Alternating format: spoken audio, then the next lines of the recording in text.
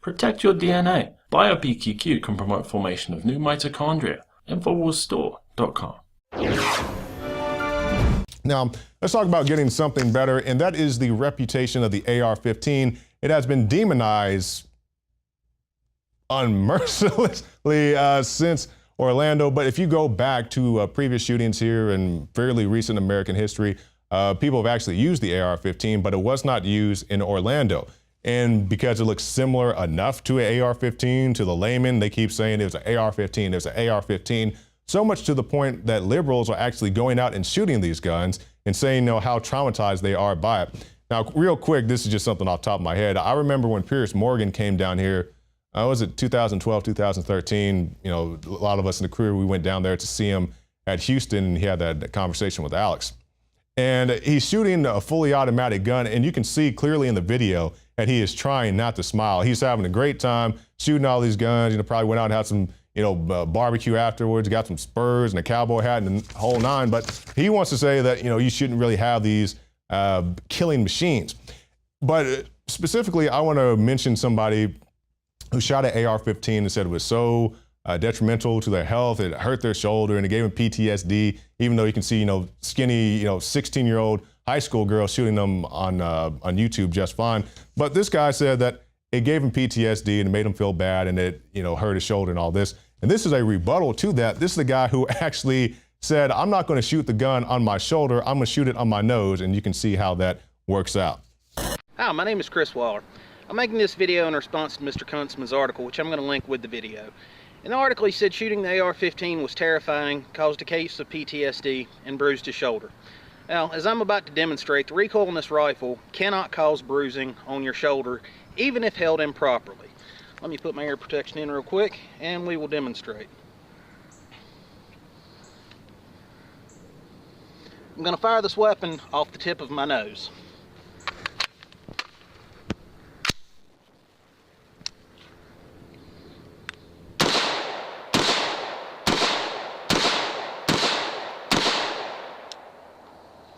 Not broken, not bleeding, not bruised. Thank you for your time. Now, earlier this week, we brought you the news how many gun control bills failed, and now they're actually having a sit-in to bring attention to gun control, and this is being led by Congressman John Lewis.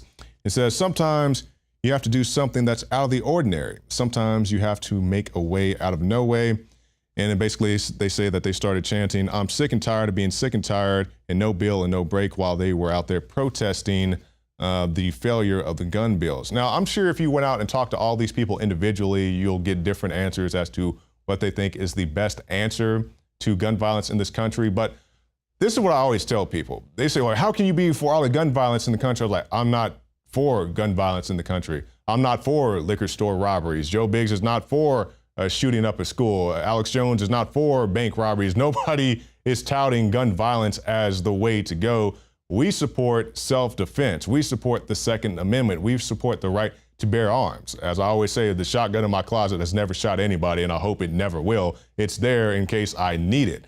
Now, with that said, these people have to understand that with the bills that they are trying to pass here recently, which one of those would have passed, if passed, would have stopped the recent shooting in Orlando? Because you're talking about a guy who went through the background check system. He had been looked at by the FBI. People even called the FBI on him. Multiple people who said they had a relationship with him of whatever kind said, hey, this guy went to my mosque, or they were in a romantic relationship with him, whatever. They were calling the police, say, hey, I think this guy is dangerous. You need to look at him. So you have all this stuff going on. How did any of that stop the shooting that took place? The background checks wouldn't have done it. Banning assault weapons that are already banned, that wouldn't have done anything. I just don't understand the logic of the people who keep saying we need to ban things, like Hillary coming out and banning sniper rifles. The guy didn't use a sniper rifle. It's obvious if you look at it, that's not what it is. So people keep trying to pass things that would have done nothing to stop that shooting. You need to look at other aspects as to what motivated the guy in the first place, not saying that because this guy owned a gun that looks similar to an AR-15, we have to take an AR-15 from everybody else, the millions of other people who own them and have had no incident with them. It makes absolutely no sense. As I always say, it's easy to ban something you don't own or an activity that you don't participate in. I always give the example, I don't drink. I can say, let's ban alcohol tomorrow. And everybody else would say, well, let's not do that because we had an alcohol prohibition and that didn't work out. And I would say you're exactly right. You had people, violent crime shot up overnight. You had other things going on, bootleggers, the speakeasies and all that. It wasn't a very effective way to go about it. The same thing's going to happen if you come out and just blanket ban all the firearms. And as we were talking about Congressman John Lewis there, I really think that the guy should take a look at his own personal life when you come to these background checks and saying if you have no fly, you have no buy, because he's actually on the no-fly list. And this is a United States congressman. He reports that he had been denied access to an airplane at least 35 times. And this is a congressman. Like I said, we talk about the kids and the other people who have similar names to actual suspected terrorists. This guy is a congressman and he has to call his office and show his press ID or his national ID or whatever else. And he says, hey, I'm not this guy you think I am, and they still deny him. So how much more would somebody who doesn't have those credentials have to go through these type of experiences? And the United States government doesn't pay for me to get on an airplane and fly around. This guy can just, charge it to the state. Everybody else, you have to eat the cost of that ticket. This is definitely not something that you want to roll out blanket with this no fly, no do anything else until that system is fixed. And as we're talking about guns and all the gun violence and what would have stopped this or what wouldn't have, let's take a look at the guy who tried to assassinate Donald Trump. And even the Washington Post is coming out and saying, why isn't the assassination attempt of a United States presidential contender bigger news? Well, that makes a very good point there, Washington Post, because when you consider the guy, his name was Michael Stanford, or Sanford is Michael Sanford. He's a 20-year-old British citizen who was in the United States illegally, overstaying his visa. He also allegedly in quotes, that's my emphasis, tried to pull a gun from the holster of a police officer at a Trump rally in Las Vegas. Now, you have a guy, he's here illegally, he's not of age to own a pistol, you have to be 21, and he tried to steal one from a police officer. So I don't know how many crimes the guy has to commit before, even if he had got the gun, right? And he tried to aim it. Before he pulled the trigger, he committed what was that, 4 crimes right there? I don't know how much more blatant you can be than this. Background check wouldn't have stopped this guy. Banning assault weapons wouldn't have stopped this guy. Ammunition shortages in your magazine, that wouldn't have stopped this guy. All these things that people are trying to pass wouldn't have stopped this guy, because if you really want to hurt somebody, he got to the point where he is willing to steal a firearm from a police officer, but he builds robots in his spare time, so that's okay, and it shouldn't be a big deal. Now let's talk quickly about the Senate and their attempts to give the FBI access to your browsing histories without a court order.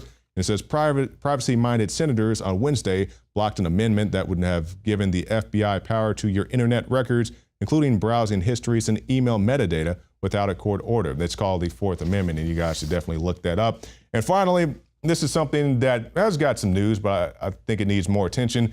This is a Yazidi woman, and she was held captive by ISIS, and she's saying that these guys definitely need to be put in check for their actions, and she actually testified in front of Congress. And these type of things happen regularly, not always, people coming from foreign countries, but people who have been wronged, sexually abused or whatever. These are great things that you need to watch. They're very educational. I definitely encourage you to go watch them in your spare time.